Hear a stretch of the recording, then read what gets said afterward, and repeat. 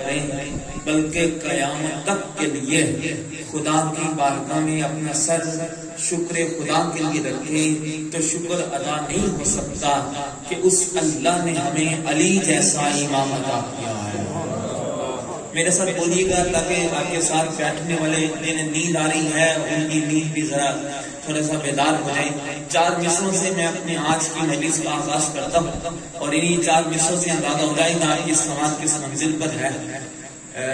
جس دل میں شاہ الفت حیدر کی کلی کھلی نہیں، میں نے ہر بندہ دیکھنا ہے میرے سامنے ہے، جس دل میں شاہ الفت حیدر کی کلی کھلی نہیں اس دل کو کبھی سکون کی دولت ملی نہیں۔ چوتھا مصرع لکھوں گا، مجھے منبر میں آنے سے پہلے بتایا تھا کہ یہ ذاکر گرد لوگ ہیں، یہ عالم دین کو سننے والے لوگ ہیں، ذرا سمجھ کے گفتگو کیجیے گا۔ اب مجھے بھی ذرا چن کے گفتگو کرنی پڑے گی، آپ ذرا، لیکن آپ کے ساتھ مجھے ایک دعا بھی چاہیے اور داد بھی چاہیے تو تاکہ میں کچھ کہنے کی جسارت کر سکوں کہ جس دل میں شاہ الفت حیدر کی کلی کھلی نہیں اس دل کو کبھی سکون کی دولت ملی نہیں، ہم کو تو زندگی نے سبق یہی دیا ہے۔ چوتھا مصرع لکھوں گا اور میں آپ سب کے چہرے کی زیارت کروں گا، تو ہم کو تو زندگی نے سبق یہی دیا ہے کہ اس زندگی پہ لعنت جس میں علی نہیں۔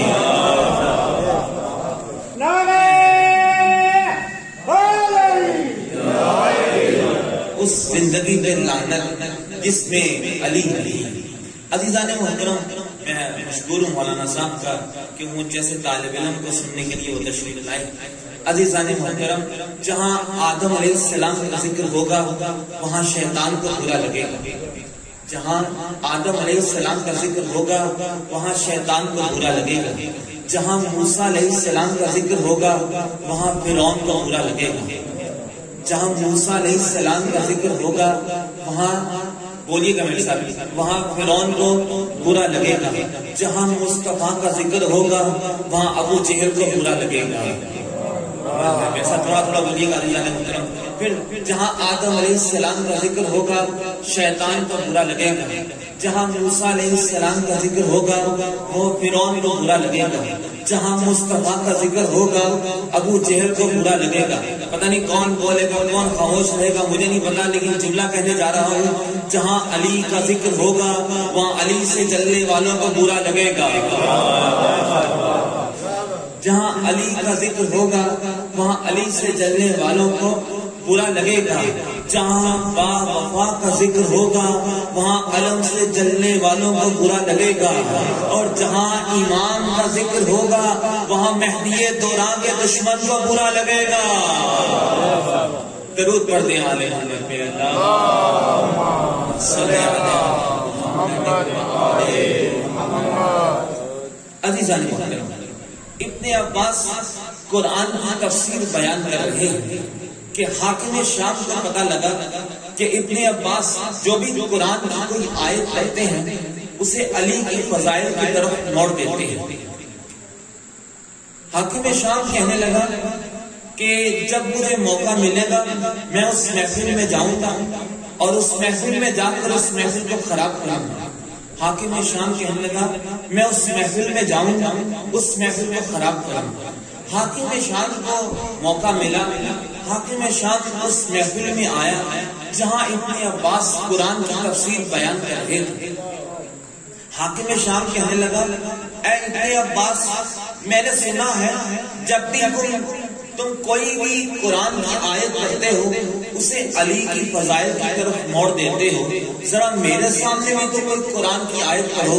ابن عباس کہتے ہیں اچھا لوگ ہم قرآن کی آیت پڑھ دیتے ہیں۔ جناب ابن عباس نے قرآن کی آیات پڑھنا شروع کی۔ سب سے پہلی آیت پڑھی انما یرید اللہ لیذھب عنکم الرجس اہل البیت ویطہرکم تطہیرا۔ جیسے ہی قرآن کی آیت پڑھی حاکم شام کہنے لگا ہاں مجھے یاد ہے یہ قرآن کی آیت تک نازل ہوئی جب رسول اللہ تشریف فرما تھے۔ رسول اللہ نے اپنی بیٹی سے کہا مجھ پہ چادر اڑا دو۔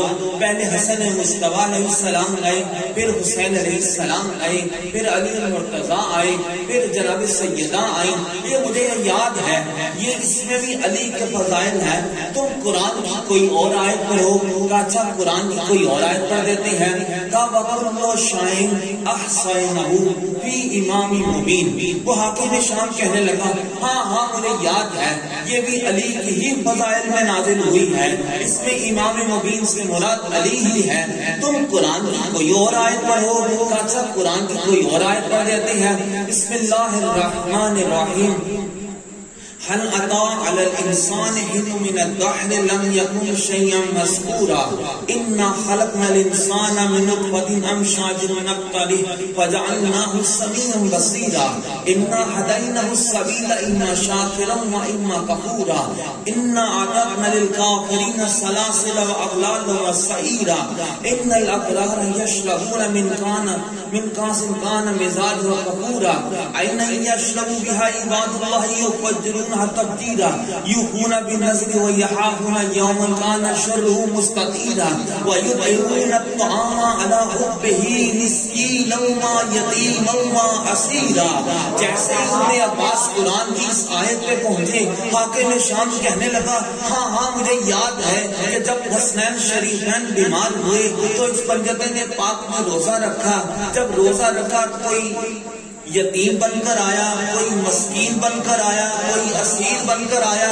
جیسے ہی پنجتن نے سارا کھانا دے دیا تو اللہ نے قرآن میں یہ آیت نازل کی، اس میں بھی علی ہے، تم قرآن کی کوئی اور آیت پڑھو. اچھا قرآن کی کوئی اور آیت پڑھ دیتے ہیں. کہا اس لیے کہ عزیزان محترم توجہ رکھیے گا، قرآن کی کوئی اور آیت پڑھ دیتے ہیں. بسم اللہ الرحمن الرحیم.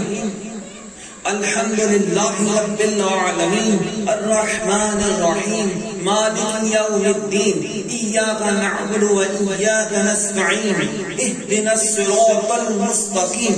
جیسے ابن عباس یہاں رکے، حاکم شام کہنے لگا ہاں مجھے یاد ہے، یہ بھی فضائل علی میں نازل ہوئی ہے. اس لیے جب یہ قرآن میں آیت آئی، اصحاب نے پوچھا یا رسول اللہ یہ صراط مستقیم سے مراد کیا ہے؟ رسول نے بٹھا دیا، رسول نے بیٹھنے کا اشارہ کیا. پھر کسی نے پوچھا، پھر رسول نے بٹھا دیا.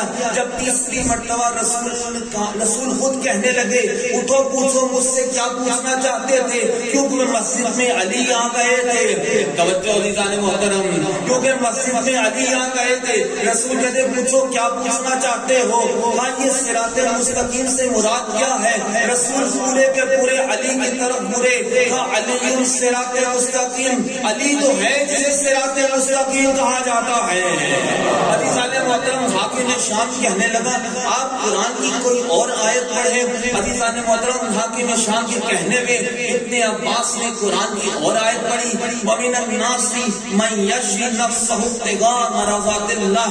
کہ یہ بھی میں جانتا ہوں یہ بھی علی کی شان میں نازل ہوئی ہے.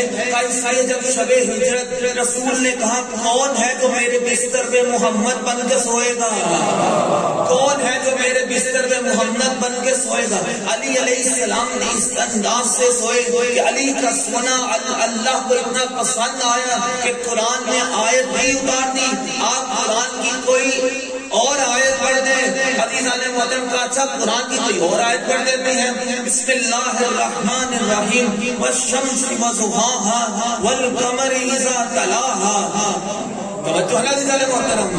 والقمر اذا تلاها. وہ حاکم شام کہنے لگا ہاں مجھے یاد ہے، اس والشمس سے مراد رسول اللہ ہے، والقمر سے مراد علی ہے. تم قرآن کی کوئی اور آیت پڑھ دو، تم قرآن کی کوئی اور آیت پڑھ دو. عزیزان محترم یہ کہنے کا کہ ابن عباس نے کہا اچھا قرآن کی کوئی اور آیت پڑھ دیتے ہیں. ان الذین یحبون یقاتلون فی سبیلہ صفا. جیسے یہ قرآن کی آیت پڑھی عزیزان محترم ابن عباس نے جیسے یہ آیت پڑھی، حاکم شام کہنے لگا ہاں یہ بھی مجھے یاد ہے، یہ تب نازل ہوئی تھی جب علی میدان جنگ میں تلوار چلا رہے تھے. جب علی میدان جنگ میں تلوار چلا رہے تھے یہ مجھے یاد ہے. تم قرآن کی کوئی اور آیت پڑھ دو. عزیزان محترم ابن عباس قرآن کی آیات پڑھتے چلے گئے.